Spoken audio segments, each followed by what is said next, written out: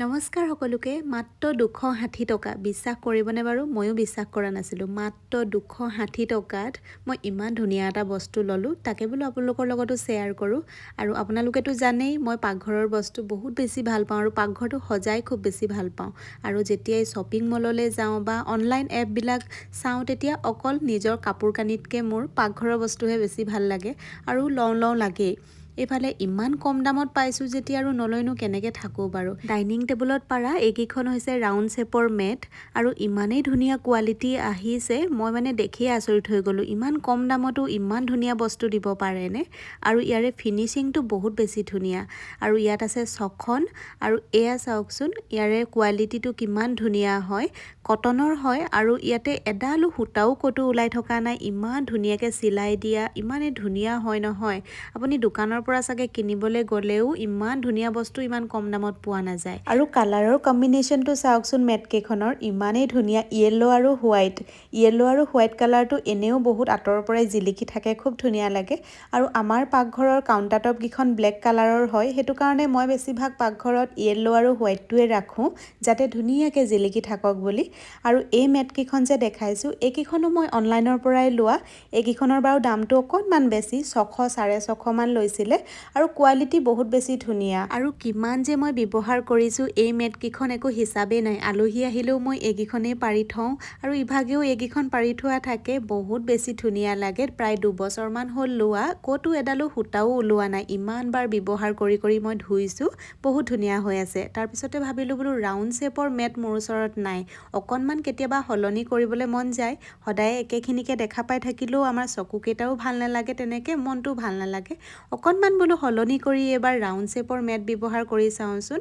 এয়া অৰ্ডাৰ কৰিছিলোঁ মই ফ্লিপকাৰ্টৰ পৰা আৰু কালাৰ কেইবাটাও আছে। ইয়াতে আছে য়েল্লো আৰু ব্লু কালাৰতো আছে আৰু ৰেড আৰু হোৱাইট কালাৰতো আছে, গ্ৰে কালাৰতো আছে, হোৱাইটতো আছে অকল। বহুত ধুনীয়া হয় চাওকচোন। মই প্লেটখন মই দেখাই দিছোঁ ইয়াতে দি, কিমানখিনি ডাঙৰ হ'ব পাৰে আপোনালোকে ধৰিব পাৰিছেই চাগে। ইয়াৰ ওপৰত ধুনীয়াকৈ এখন ডাঙৰ কাঁহী বা প্লেট ধুনীয়াকৈ থ'ব পৰা যাব। মেটকেইখনৰ সৈতে ডাইনিং টেবুলখন ইমান ধুনীয়া লাগিছে, সম্পূৰ্ণ পাকঘৰটোৰ লুকছটোৱে চেঞ্জ কৰি দিছে। মোৰতো খুব বেছি ভাল লাগিছে। আপোনালোকৰো যদি ভাল লাগিছে তেনেহ'লে ল'ব পাৰিব। মই প্ৰডাক্টটো টেগ কৰি দিম। ফ্লিপকাৰ্টৰ পৰা লৈছোঁ মাত্ৰ 260 টকাত আৰু ইয়াৰে কালাৰ কেইবাটাও আছে, আপোনালোকে নিজে চাই লৈ ল'ব পাৰিব। ৰাতিপুৱাই মায়ে পিঠাগুড়ি চাউল কেইটামান খুন্দিবৰ কাৰণে ইয়াত তিয়াই থৈছিলে। লাগি ভাগি দুইজনীয়ে পিঠাগুড়িকেইটা খুন্দিলোঁ। চালি দিয়া কামটোতো বাৰু মায়ে কৰে সদায় আৰু এইফালে হ'বই হ'ল আৰু খুন্দি। আৰু আমি অলপ বেছিকৈ পিঠাগুড়ি খুন্দি মানে ষ্ট'ৰ কৰি থৈ দিওঁ অলপ দিনলৈ হোৱাকৈ। আৰু মোক মানে বাইদেউৱে হ'ব নে ভণ্টিয়ে হ'ব নেজানো আৰু তেওঁ সুধিছিলে যে বেছি দিনলৈ পিঠাগুড়িবিলাক কেনেকৈ থৈ দিয়ে বেয়া নোহোৱাকৈ। আমি কি কৰোঁ, ৰ'দত ধুনীয়াকৈ শুকুৱাই থওঁ আৰু এবাৰ মানে ৰ'দত দিয়াৰ পিছত এনেকৈ হাতেদি লৰাই নাথাকোঁ আৰু এনেকৈ হেতা এখন লৈ লওঁ। হেতাখনে দিয়ে 10-15 মিনিটৰ মূৰে অলপমান লৰাই দিওঁ, আকৌ আধা ঘণ্টামানৰ পিছত লৰাই দিওঁ, তেনেকৈয়ে মানে শুকুৱাওঁ। এয়া ৰ'দটো কিমান টান দেখিছেনে? এনেকুৱা এটা ৰ'দত শুকুৱালেই হৈ যায়, কিন্তু আমি 2টা ৰ'দত শুকুৱাওঁ। 2টা ৰ'দত ধুনীয়াকৈ লৰাই শুকুৱাই মেলি তাৰপিছত ঠাণ্ডা হোৱাৰ পিছত আৰু টেমা এটাত ভৰাই থৈ দিওঁ, তেতিয়া অলপো বেয়া নহয়। এয়া আকৌ গধূলিৰ সময়ত মেচি আই হস্পিটেল নেপালত যে আছে, তাত আমি যোৱা বছৰ মাজনীক মানে দেখাইছিলোঁ। আৰু এতিয়া বাৰে নেপাললৈ গৈ থকাটো সম্ভৱ নহয়, যাব লাগিব আকৌ পিছতকৈ। এতিয়া তাইক মানে চেকআপটো ইয়াতে কৰাই আছোঁ আমি, নেত্ৰালয় আৰু এনেকৈ দেখাই থাকোঁ। আৰু এতিয়া আমাৰ ওচৰতে জটিয়াত বাইদেউ এগৰাকী বহে, তেওঁৰ ওচৰলৈ লৈ আহিছোঁ। তাই অলপ এইকেইদিনা চকুটোৰ অকণমান প্ৰব্লেম পাই আছিলে। মাজনীৰ যিহেতু সৰুৰে পৰা মানে তাই চকু এটা অলপমান পাৱাৰটো কম, মানে বাওঁফালৰ চকুটো তাই জন্মতেই অলপমান ফেচকুৰি ওলাই থকা নিচিনা হৈ আছিলে। প্ৰথমতে আমি ভবা নাছিলোঁ যে এইটো ভাল হৈ যাব বুলি ভাবিছিলোঁ, কিন্তু যেতিয়া ডাঙৰ হ'ল স্কুললৈ গ'লে মানে কি হয়, তাই আঁতৰত মানে বহিলে মানে বেঞ্চখন পিছলৈ বহিলে বৰ্ডত ভালকৈ মানে ধৰিব নোৱাৰে সৰু আখৰবিলাক। সেইটো কাৰণে বাওঁফালৰ চকুটো তাই অকণমান পাৱাৰটোৰ প্ৰব্লেম আছে, সেইকাৰণে চশমা পিন্ধেই সৰুৰ পৰাই। আৰু এতিয়া অলপমান চেকআপ কৰাই মেলি থাকোঁ। আগতকৈ বহুতখিনি ভাল হোৱা বুলি ক'লে আৰু বাইদেৱে ক'লে যে আপোনালোকে নেপাললৈ লৈ গৈ বহুত বেছি ভাল কৰিলে। নেপালত যেতিয়াৰ পৰা ট্ৰিটমেণ্ট কৰিছোঁ তাইক, তেতিয়াৰে পৰা কিন্তু তাই বহুতখিনি ভাল হ'ল। আৰু এতিয়া আইচক্ৰীম খালে তাই, আমি ঘৰলৈ আহি পালোহি।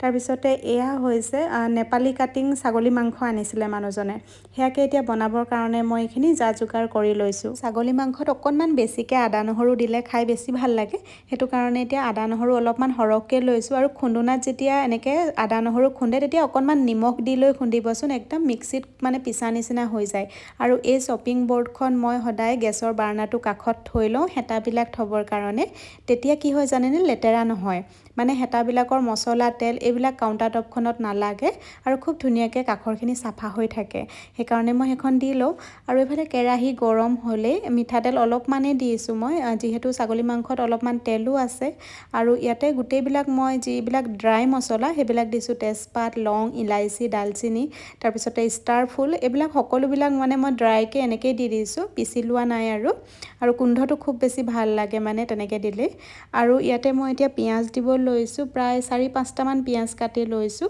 আৰু পিঁয়াজটো সৰহ হ'লে ভাল লাগে মাংসত ইমান বেছি গৰম পৰিছে তথাপিও ছাগলী মাংস আনিছে যেতিয়া আৰু ভালকৈ বনাই খাবই লাগিব আৰু এইফালে পিঁয়াজখিনি অলপ সময় ভাজি লৈছোঁ আৰু আজি আকৌ সকলোৱে ৰুটি খাম বুলি কৈছে ইফালে এনেই গৰম পৰিছে তাতে ছাগলী মাংস আৰু ৰুটি পাকঘৰত ফেন নোহোৱাকৈ এনেকৈ বনাই থকাও কম মুখৰ কথা নহয় কিন্তু এইকেইটা দিনত মানে যিসকল গৃহিণী তেওঁলোকেহে গম পাইছে আৰু পাকঘৰত কেনেকৈ কাম কৰিছে মোৰটোতো উপায় নাই আমাৰ সকলোবিলাকে খোৱা বোৱাবিলাক বেলেগ বেলেগ হয় কিন্তু আজি সকলোৱে ৰুটি খাম বুলিয়ে ক'লে সেইটো কাৰণে ৰুটিয়ে বনাম আৰু এতিয়া এইখিনি অকণমান সময় ভাজি লোৱাৰ পিছতে মছলাৰ ভিতৰত মই দিব লৈছোঁ অকল এয়া গোটা জিৰা 1 চামুচ আৰু 1 চামুচ চফ এইখিনি গৰম কৰি এতিয়া মই অকণমান খুন্দুনাটোতে খুন্দি ল'লোঁ আৰু সেইখিনি দি ভাজি লোৱাৰ পিছতে মই আকৌ মছলাখিনি সিজিবৰ কাৰণে অকণমান পানী দি দিওঁ পানী দিয়াৰ পিছত মছলাখিনি ভালকৈ আকৌ সিজিবলৈ দিওঁ তাৰপিছতে এতিয়া মাংসখিনি দিলোঁ আৰু মাংসখিনি দিয়াৰ পিছতে এতিয়া নিমখ দি লৈ মই ভাজিম মাংসখিনি প্ৰায়